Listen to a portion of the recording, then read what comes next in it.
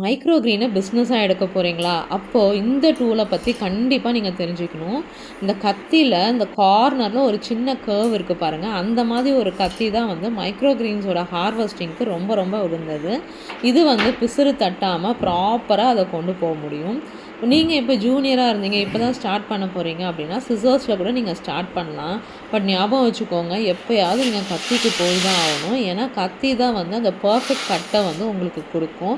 Wastage இல்லாமல் பார்த்துக்கும். ஏன்னா ஒவ்வொரு மைக்ரோ க்ரீன்ஸும் நமக்கு காசு. அந்த பர்ஃபெக்ஷனை கொடுக்கறதுக்கு அந்த கத்தி தான் தேவை. பாருங்கள் எவ்வளோ அழகாக அந்த கட்டிங் வந்து அந்த மைக்ரோ க்ரீன்ஸ்க்கு கொடுக்குது பாருங்கள். வேஸ்டேஜ் இல்லாமல் அந்த பர்ஃபெக்ஷனை கொடுக்கறதுக்கு இந்த கத்தி வந்து உங்களுக்கு ரொம்ப ரொம்ப ஹெல்ப் பண்ணும். நம்மளோட காஸ்டிங்ஸை வந்து மெயின்டைன் பண்ணுறதுக்கும் அது ஹெல்ப் பண்ணும். இந்த மாதிரி இந்த ட்ரேஸில் அடுக்கும்போது அந்த பர்ஃபெக்ஷனை வந்து நீங்கள் ஃபீல் பண்ண முடியும்.